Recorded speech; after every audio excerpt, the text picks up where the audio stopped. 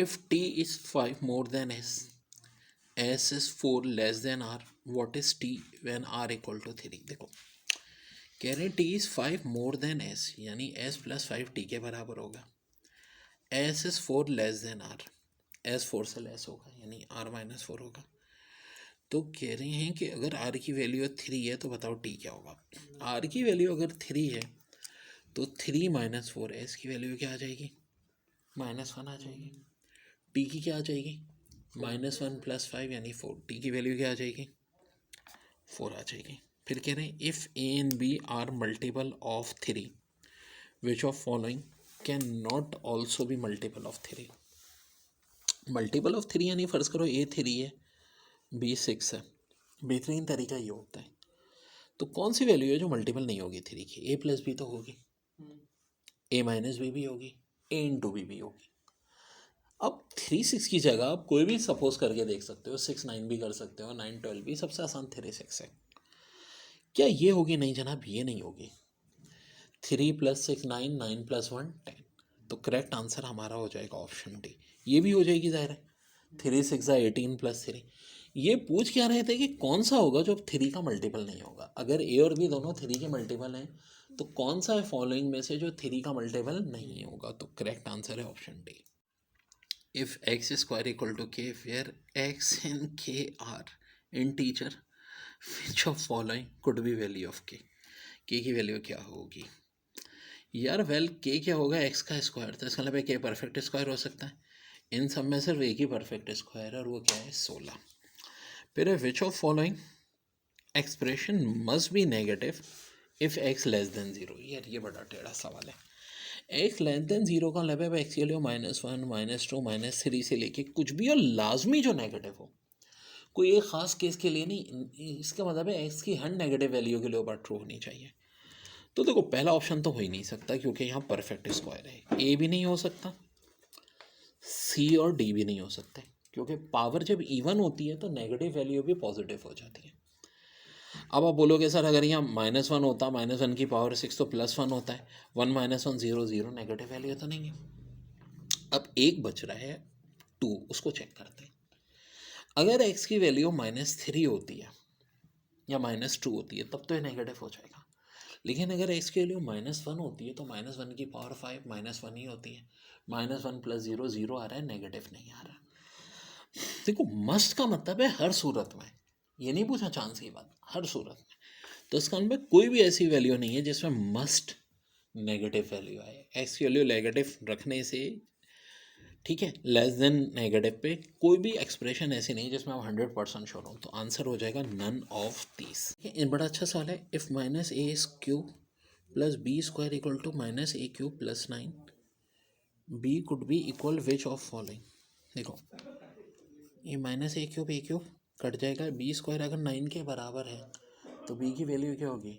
+-3. अब -3 का तो कोई ऑप्शन ही नहीं है तो इसका मतलब आंसर +3 हो जाएगा. 2x + 4/x - 3 = 4/3. What is x? Cross multiply करो 3 को उधर ले जाके 2x + 4 से, 4 के साथ x - 3.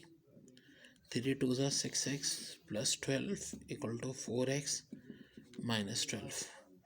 ये 4x उधर गया 2x, ये 12 उधर गया -12. तो -12 और -12 -24. तो 2 उधर जाके डिवाइड, x की वैल्यू क्या आ जाएगी? -12. यही हमारा आंसर आ जाएगा बच्चों. क्रॉस मल्टीप्लाई करना था बस, ठीक है. ये बड़ी अहम बात थी. इसको इधर और फिर जा कर के ये पूरे का पूरा सिलसिला. और x की वैल्यू फाइनली कितनी आ गई? -. विच of following represent the statement when the sum of the squares of 2a and 3b are added to the difference between 8c and 7d, the result is 3 more than e. 3 more than e. तो देखो rights इसका मतलब होता है equal to. 3 more than ई का मतलब है 3 + e. तो सिवाय ऑप्शन ए और डी के तो बाकी हो ही नहीं सकते. अब ए या डी तो देखो वर्डिंग, वर्ड्स प्रॉब्लम का मतलब ही होता है. वर्डिंग क्या कह रही है? सम, पहले वर्ड यूज़ हो रहा है sum of square of 2a and 3b. यानी सम किसका, स्क्वायर ऑफ 2n3b, तो करेक्ट आंसर होगा ऑप्शन ए। अब आप बोलेंगे सर डी क्यों नहीं है, देखो डी में स्क्वायर ऑफ सम है, अगर यहाँ वर्डिंग होती ठीक है, सम ऑफ स्क्वायर्स की जगह squares of some of 2n3b, तो डी होता। वर्डिंग क्या है, sum of squares of 2n3b, इसलिए क्या होगा, ऑप्शन डी होगा। ऑप्शन डी नहीं बल्कि ऑप्शन ए होगा, ठीक है। Sum of squares of 2n3b और डिफरेंस ऑफ 8cnt। देखो यहाँ पे सिर्फ डिफरेंस की बात हो रही है, इनके स्क्वायर की बात नहीं हो रही, और फिर e+3, तो करेक्ट आंसर होगा ऑप्शन। बड़ा अच्छा सवाल है इंटीजर प्रॉब्लम का। If b greater than a greater than 0, which of following less than a upon b। यार 0 से ग्रेटर है, फर्स्ट करो, इसका मतलब है a को मैं 1 मान लूँ, b को 2 मान लूँ, तो रिजल्ट जो है वो क्या आना चाहिए, लेस देन ए बी, यानी 1/2 से छोटा। एक आसान से ट्रिक होती है, 2 तो नहीं हो सकता, b/a 2/1 भी नहीं हो सकता। इसका मतलब क्या है 1/a इंटू बी का, कुछ ऐसे मतलब है कि दोनों आपस में मल्टीप्लाई हो जाएंगे, ये ए बी हो जाएगा, यानी 1 × 2 वही सेम चीज़, ये भी नहीं हो सकता, वो तो 1/2 के इक्वल आ रहा है। इसको देखो ज़रा ध्यान से, a1 लिया है मैंने, b2 लिया है, 2 2 ज़ा 1/4, ऑफकोर्स 1/4 क्या होता है, 1/2 से छोटा होता है, तो बेहतरीन तरीका होता है अलजेब्रिक नंबर मान लिया करो। करेक्ट आंसर हो जाएगा ऑप्शन डी, a/2b। वैसे ही कह रहे हैं q बराबर है 5/4s t के, q अगर 50 है और s 2 है तो t की वैल्यू निकालो, ये तो बहुत आसान है। 50 = 5/4 2t, 4 उधर जाके मल्टीप्लाई, 5 और 2 उधर जाके डिवाइड, टी की वैल्यू क्या आ जाएगी, 20 आ जाएगी, और यही क्या होगा इस क्वेश्चन का आंसर होगा। Square root x plus n divide by square root x plus n equal to 1, और आपको कह रहे हैं एन की वैल्यू निकालो। देखो यार इससे तो आसान सवाल कोई नहीं है, अंडरस्टूड है, 1 से जब मल्टीप्लाई होगा तो ये पूरी चीज़ हेजरेटेज इधर आ जाएगी, root x x x cancel हो जाएगा और वैल्यू 9 आ जाएगी। When 2x is subtracted from 48 and the difference is divided by x plus 3, the result is 4, what is the value of x। कह रहे 2x को हमने सब्ट्रैक्ट करना है 48 से, और जो डिफरेंस है वो डिवाइड हो रहा है x plus 3 से, वैल्यू 4 आ रही है, तो बताओ x की वैल्यू क्या होगी। अब इसको हम क्रॉस मल्टीप्लाई करके भी कर सकते हैं, ठीक है। 48 - 2x = 4x + 12, ठीक है, उधर जाके मल्टीप्लाई हो गया, ये 12 उधर गया और ये 2x इधर आया, तो ये 6 आ जाएगी।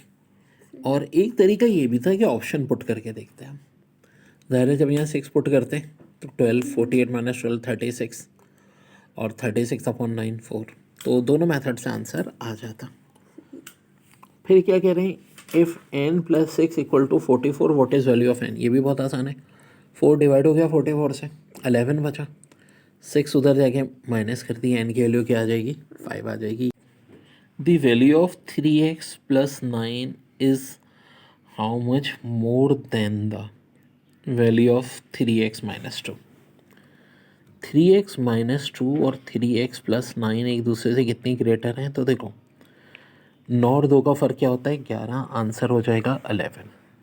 फिर कह रहे हैं r = -2 s = 5, what is value of r²। तो s 5 है, -2 और -4, यहाँ से 1 बचा, 1 को -2 के स्क्वायर से मल्टीप्लाई कर देंगे तो आंसर होगा +4, ठीक है। और सबसे तगड़ा सवाल, a बराबर दिया हुआ है 3n + 4 के, b दिया है 7 + n 9n²। कह रहे हैं what is b in terms of a। Wait a minute, b को हमने in the term of n नहीं निकालना बल्कि b निकालना है, तो देखो 9n² को मैं 3n का स्क्वायर बना सकता हूँ। 3n की वैल्यू कहाँ से आएगी, यहाँ से आ जाएगी, यहाँ से ये हो जाएगा a - 4, देखो ना भाई a - 4, अब स्क्वायर फार्मूला ला दो, 7 वैसे ही रहा, a² - 2ab + b², यानी b की जगह 4 है तो ये 8a प्लस 4 का स्क्वायर 16, 16 प्लस 7 23 ए स्क्वायर माइनस 8 ए। कौन सा ऑप्शन है? ये वाला, यही आंसर हो गया मेरा। एक्स बराबर दिया है 3 की पावर 5 के और कह रहे हैं 3 की पावर 11 क्या होगा। यार एक मिनट, 11 किस में के करीब होता है? पावर 5 है ना, तो 5 का डबल होता है 10। एक अंडरस्टूड सी बात है कि 3 की पावर 10 होगा एक्स स्क्वायर, मगर हमें तो 3 की पावर 11 चाहिए। 3 की पावर 11 का मतलब क्या है? 3 मल्टीप्लाई बाय 3 की पावर 10, क्योंकि बेसिस से वो पावर प्लस हो जाती हैं। तो इसका मतलब आंसर होगा ये, यानी कि 3x स्क्वायर। फिर कह रहे हैं बी ए से ग्रेटर है, 0 बी से ग्रेटर है, सी 0 से ग्रेटर है। विच ऑफ फॉलोइंग इज ट्रू? देखो अब इसकी ट्रिक मैंने जो बताई है कि भाई 0 तो ये, सी को 1 मान लो, बी को -1, ए को -2। तो यहाँ जो ये बात हो गई minus B is greater than -1, तो हमारी ट्रिक में तो माइनस बी जो है 1 है, 1 ग्रेटर देन 2 तो नहीं हो सकता। इसका मतलब स्टेटमेंट 1 तो रॉन्ग है। अब आ जाओ ए प्लस सी और बी प्लस सी। बी प्लस सी का मतलब है -1 प्लस सी, जो कि ऑफकोर्स 0 होता है। ए प्लस सी का मतलब है -2 + 1, जो कि -1 होता है। ऑफकोर्स 0 -1 से बराबर होता है। तो इसका मतलब है स्टेटमेंट 2 करेक्ट है। फिर स्टेटमेंट 3 देखो, देखो कभी गलती नहीं होगी, ये वाली मेरी तरकीब से में रखो। C is greater than A plus B. भाई ए हो गया -1, बी हो गया -2, ऑफकोर्स -3 आ गया, 1 ऑफकोर्स -3 से ग्रेटर होता है। तो स्टेटमेंट 2 एंड 3 करेक्ट है। तो करेक्ट ऑप्शन क्या हो जाएगा? Option D. 13 में देखो कह रहे हैं for any positive odd integer how many positive even integer 1 less than are less than n। नहीं, कोई भी पॉजिटिव इंटीजर, अब पॉजिटिव ऑड इंटीजर क्या होते हैं? 1 3 5, ठीक है। इससे कितने इवन इंटीजर लेस होंगे? अब जैसा कि अगर आपने भाई कोई भी ऑड इंटीजर ले लिया, जैसे कि 3 ले लिया, तो इससे कितने, एक ही इंटीजर रहेगा जो इससे लेस है, ठीक है, एक ही इंटीजर है। अगर आपने 1 ले लिया तो 1 से नीचे तो खैर कोई भी नहीं है इवन इंटीजर, मगर है कौन है? 0 है। 0 भी याद रहे इवन इंटीजर में होता है, 5 से पहले भी आ जाएंगे। अब देखो ये n1 काउंट होगा, ये n2 काउंट होगा, ये n3 काउंट होगा। तो इसका रिजल्ट क्या होगा? Simple, n-1। हमेशा से छोटे थ्योरेटिकल बात है। फिर कह रहे हैं p + q/s = 9, q/p = 4, q = √6। s की वैल्यू बताएं। √q अगर 6 है तो q हो जाएगा 36। 36 यहाँ है, देखो pa तो 4 इधर आ जाएगा, p की वैल्यू हो जाएगी 9। 9 और 36